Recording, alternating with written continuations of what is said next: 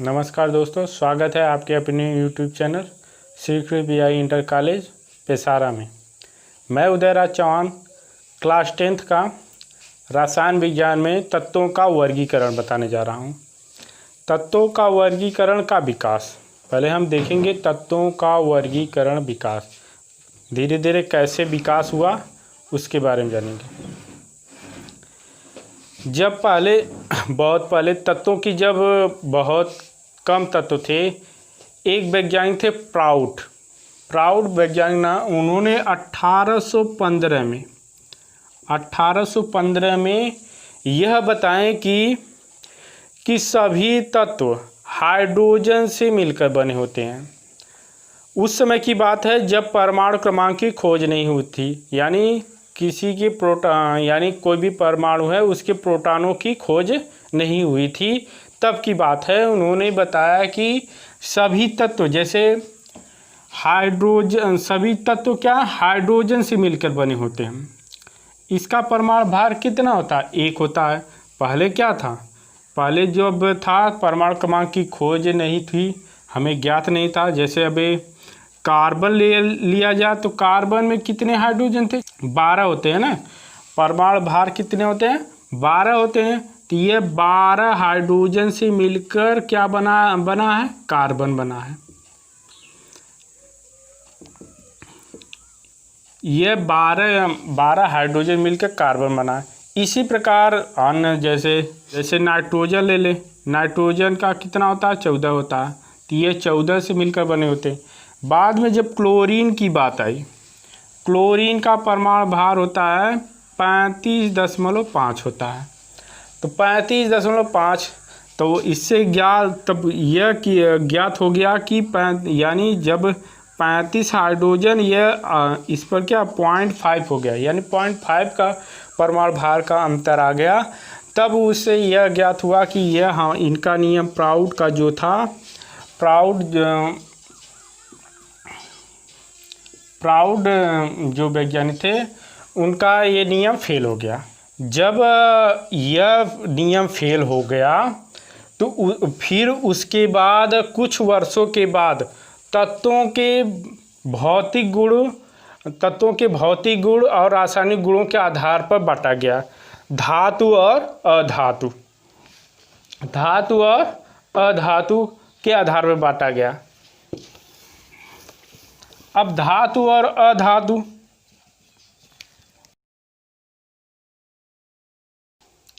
जैसे धातु क्या हो गया? जब किसी तत्व में चमक है तो उसे धातु माना गया।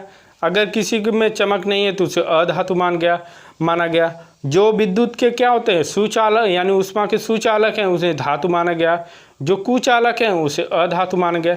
इस प्रकार जब कुछ ही तत्वों की, तो कुछ समय तक यह भी चला, कुछ वर्षों तक यह भी चला कि हाँ, तत्व जैसे सोडियम हो गया, लिथियम हो गया, सोडियम हो गया, पोटेशियम हो गया। अब ये क्या हो गया? ये धातु के आधार पर बांट दिया गया।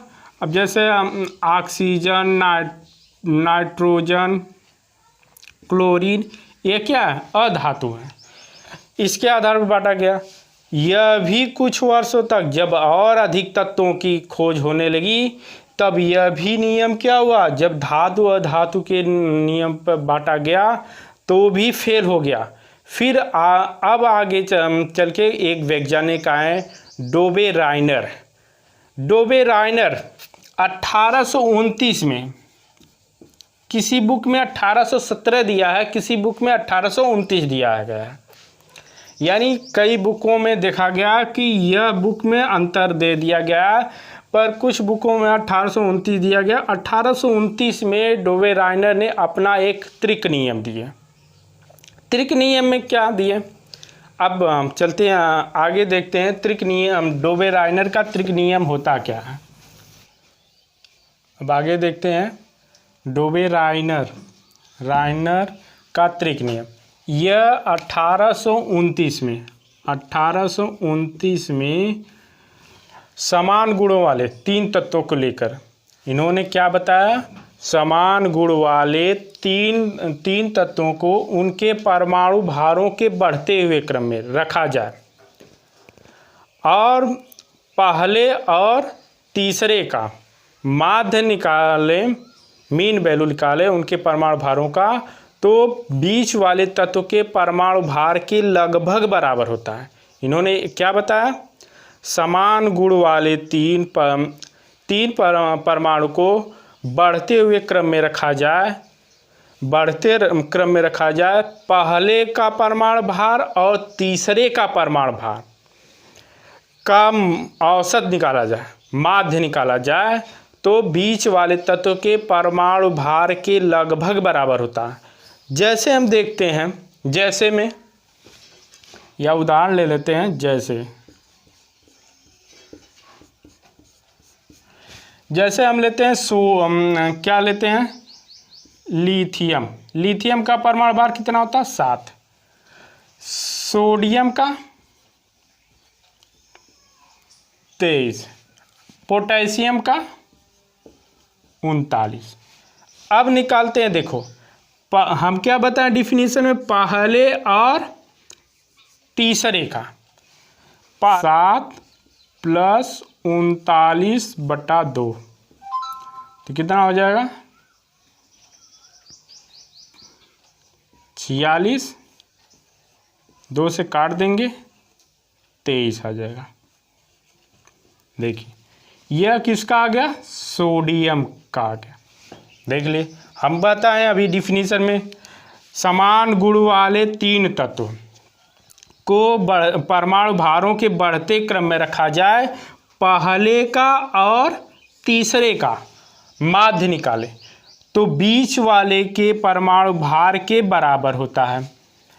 और एक एग्जाम्पल देखते हैं,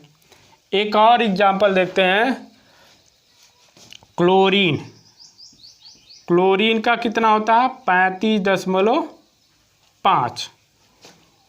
और होता है ब्रोमीन, Br का कितना होता है, 80। और उसके बाद आ जाएगा आयोडीन का कितना होता है, 127। क्लोरीन का कितना है परमाणु भार, 35.5। ब्रोमीन का कितना है, 80। और आयोडीन का कितना है, 127। हम इसका औसत निकालते हैं, 35.5 + 127/2, जोड़ देंगे 10.5, 7,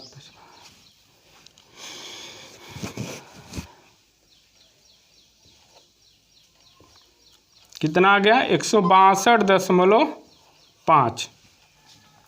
कितना आया, 162.5 को 2 से भाग दे दो,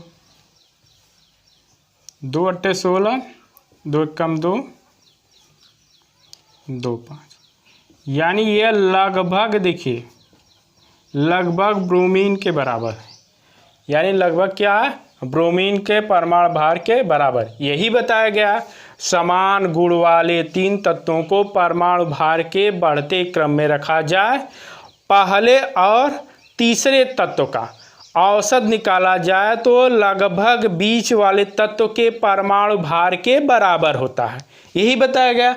अब देख लीजिए, इसमें बराबर आ गया, इक्वल, और इसमें थोड़ा पॉइंट में क्या हो गया, अंतर आ गया, यानी थोड़ा लगभग में, यानी लगभग इसी के परमाणु भार के बराबर है। यह नियम कुछ वर्षों तक चला। उसके बाद 1864 में 1864 में न्यूलैंड नामक एक वैज्ञानिक आए, उन्होंने अपना अष्टक नियम दे दिए। अष्टक नियम उन्होंने क्या किया, स्वरों पे दिए। जैसे संगीत के 7 स्वर होते हैं, 7 के बाद 8वां स्वर मिलता है, उसी प्रकार उन्होंने इसी पर अपने तत्वों को क्या किए, रखे।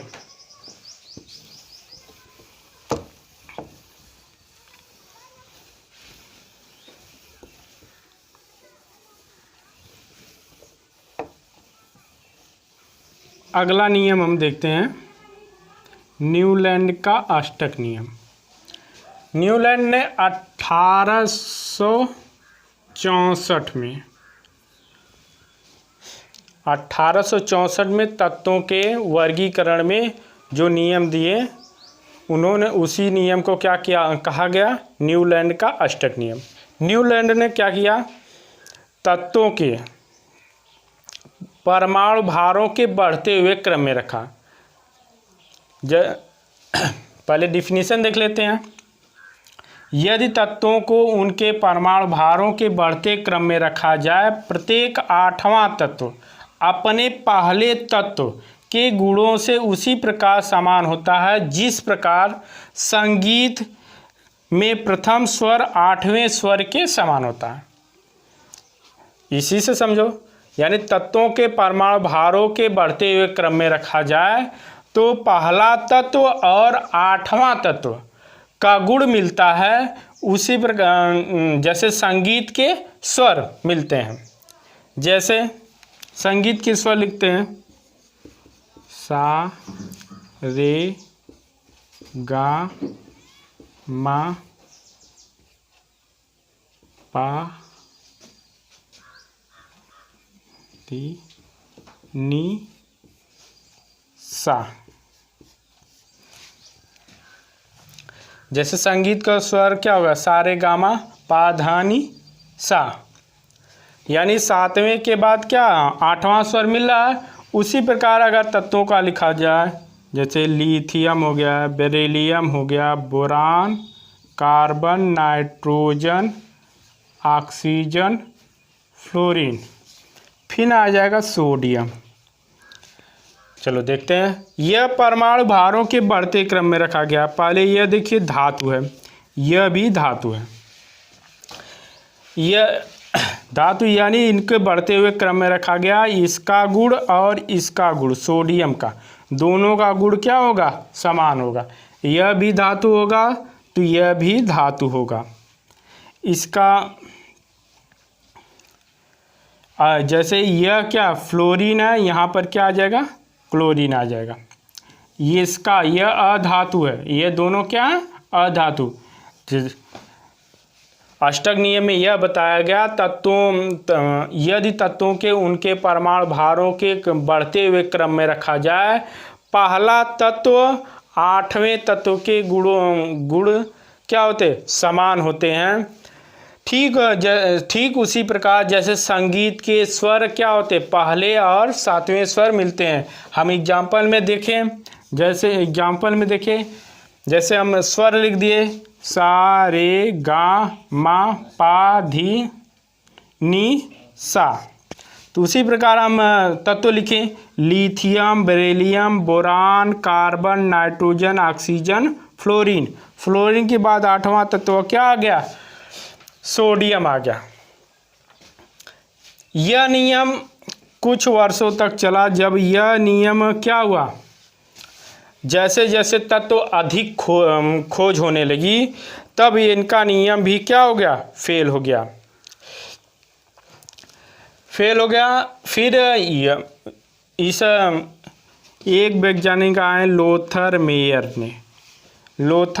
ने 1869 में परमाणु और आयतन में क्या किए, वक्र खींचकर तत्वों को रखने का प्रयास किए। अब उसको हम आगे देखते हैं। लोथर मेयर का नियम, लोथर मेयर ने परमाणु आयतन वक्र में 1869 में उन्होंने परमाणु भार और आयतन में वक्र खींचकर उन्होंने यह बताया कि अगर परमाणु भार तथा आयतन के मध्य हम वक्र खींचे तो उनके परमाणुओं का क्या हुआ, सही स्थान हमें मालूम हो जाएगा, कौन परमाणु कहाँ पर रहेगा। उन्होंने पहले क्या किया, प्रबल धन विद्युती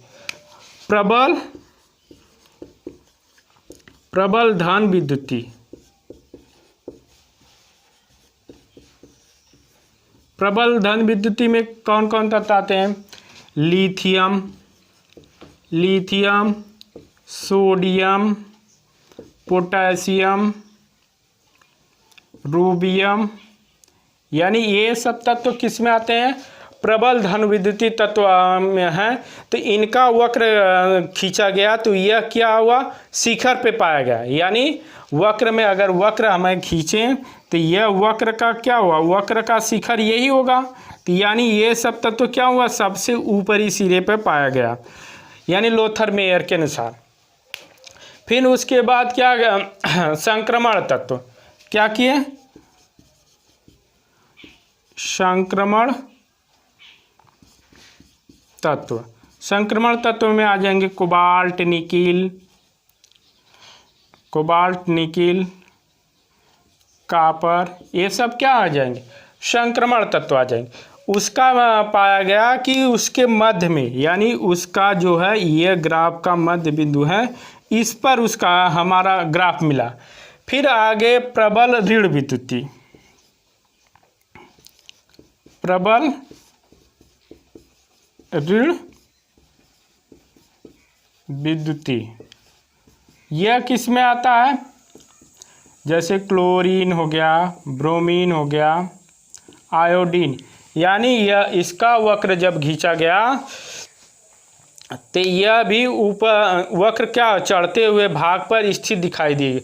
यानी यह जो चढ़ता हुआ भाग है इस पर इसका क्या हुआ? दिखाई दिया गया।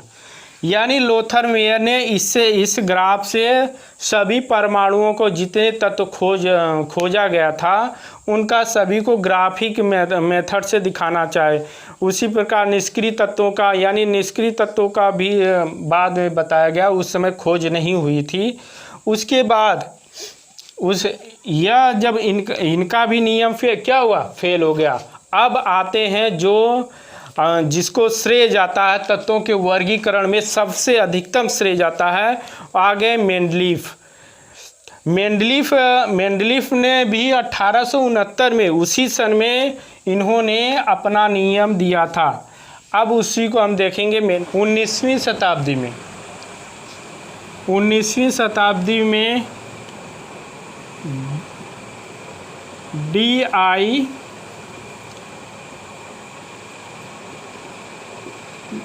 मेंडलीफ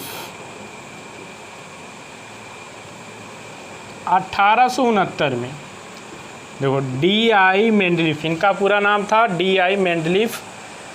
1869 में क्या किए? परमाणु भारों के बढ़ते हुए क्रम में रखे। यानी उनका मूल लक्षण क्या था? भौतिक और रासायनिक गुणों के आधार पर उनको परमाणु भारों के बढ़ते हुए क्रम में रखें।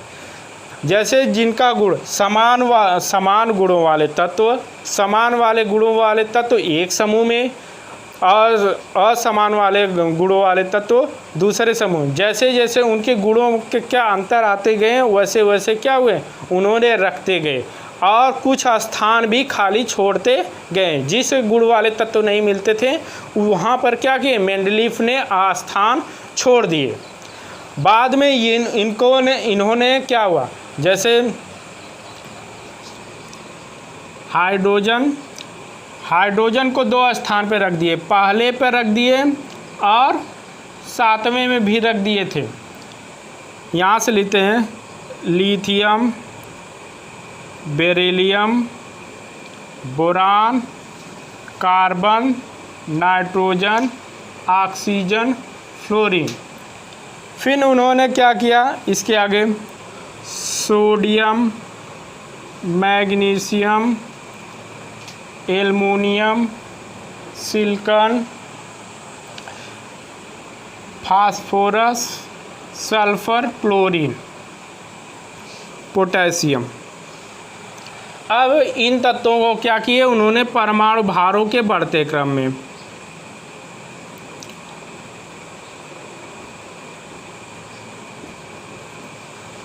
यानी ये तो क्या किए? परमाणु भारों के बढ़ते।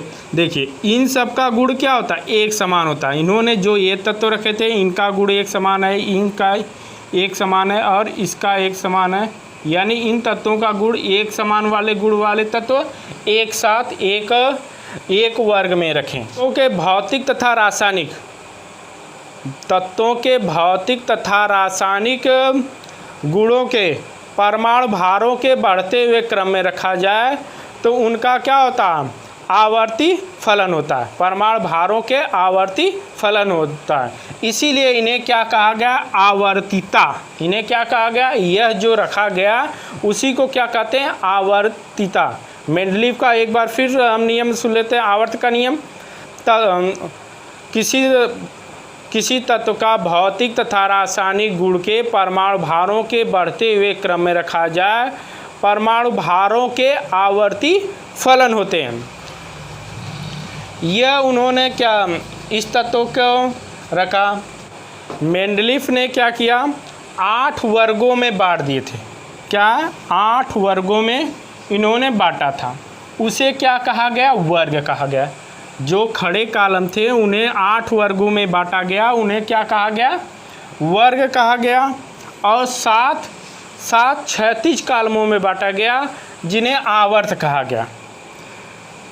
जैसे जैसे हम कुछ वर्षों और आगे बढ़े, 1872 में इसी आवर्त सारणी के लिए उनको मेंडलीव को नोबेल पुरस्कार मिला था। यानी मेंडलीव ने जो ये आवर्त सारणी बनाई थी और कुछ तत्वों के लिए स्थान खाली छोड़े थे, 1872 में इसी आवर्त सारणी बनाने के लिए जो उनकी आवर्त सारणी थी उस पर क्या हुआ, नोबेल पुरस्कार। किस सन में बनाए थे, 1869 में बनाए थे। उन्हें कब नोबेल पुरस्कार मिला, 1872 में, रसायन विज्ञान के। यह कहाँ के वैज्ञानिक थे, रसियन के थे। एक रसियन वैज्ञानिक थे मेंडलीव ने। उन्होंने 1869 में अपनी एक आवर्त सारणी दिए, तत्वों के भौतिक तथा रासायनिक गुणों के आधार पर परमाणु क्रमांकों के बढ़ते हुए क्रम में रखें। समान गुणों वाले तत्व एक समूह में, असमान वाले तत्व को दूसरे समूह में। जिस गुण के तत्व न मिले वहाँ पर उन्होंने क्या किया, खाली स्थान छोड़ दिया। फिर इनकी आवर्त सारणी एक वैज्ञानिक आ गए, मोजले, 1913 में। मोजले थे, 1913 में इनकी आवर्त सारणी में थोड़ा संशोधन कर दिया। मोजले ने इनकी आवर्त सारणी को संशोधित करके एक संशोधित आवर्त सारणी दिए, जिनमें कितने आवर्त थे, जिनमें आवर्त की संख्या 7 थी और वर्ग की संख्या 1 बढ़ा दी गई। उसमें क्या हुआ, एक शून्य समूह जोड़ दिया गया और लैंथेनाइड और एक्टेनाइड तत्वों की भी खोज हो चुकी थी। लैंथेनाइड तत्वों की खोज हो चुकी थी, उसके लिए भी क्या हुआ, मोजले ने आवर्त सारणी के में क्या हुआ, स्थान दिए। अब उसी को मोजले के अनुसार हम आवर्त सारणी, मेंडलीव की संशोधित आवर्त सारणी हम पढ़ेंगे। अब मेंडलीव की संशोधित आवर्त सारणी देखते हैं। मेंडलीव की संशोधित आवर्त सारणी में वर्गों की संख्या कितनी हो गई, 9 हो गई। एक से पहले उनकी आवर्त सारणी में कितने थे, 8 थे। इनमें क्या हो गया, 9 बना दिया गया, 9 हो गया। और आवर्त की संख्या कितनी हुई, आवर्त की संख्या 7 हो गई। आवर्त की संख्या 7 हो गई और कितने हो गए, 9 वर्ग हो गए। अब इसमें पहले आवर्त में देखो, संशोधित आवर्त सारणी में पहले आवर्त में 2 तत्व रखा गया और दूसरे और तीसरे आवर्त में 8 तत्व रखा गया। मेंडलीव की संशोधित आवर्त सारणी में क्या किया गया, पहले आवर्त में 2 तत्व रखा गया और दूसरे और तीसरे आवर्त में कितने रखेंगे, 8। और चौथे और पांचवें आवर्त में 18 तत्व रखे गए। छठे और सातवें आवर्त में कितने रखे गए, 32 तत्व रखे गए। 1 से लेकर 7 वर्गों को 2 उपवर्गों में बांटा गया। कितने उपवर्गों में बांटा गया, 2 उपवर्गों में। 1 से लेकर फर्स्ट वर्ग से लेकर 7 उपवर्ग को कितने उपवर्गों में, 2 उपवर्गों में बांटा गया, ए और बी में। यानी दोनों उपवर्गों किस में बांटा गया, 2 उपवर्गों में बांट दिया गया। फिर आठवां वर्ग था उसको 3 उपवर्गों में बांट दिया गया। उसका नाम नहीं दिया गया कि यह कौन वर्ग है। उसमें कितने में बांट दिया गया? 3 उपवर्ग। और 9वें समूह को जो लास्ट वर्ग था उसको उसको 0 समूह के नाम से जाना गया, इसलिए रखा गया। उसमें अक्रिय गैस जो क्रियाशील नहीं होती हैं तत्व उनको रखा गया, यानी 0 समूह में उन्हीं तत्वों को रखा गया जो किसी से क्रिया नहीं करते।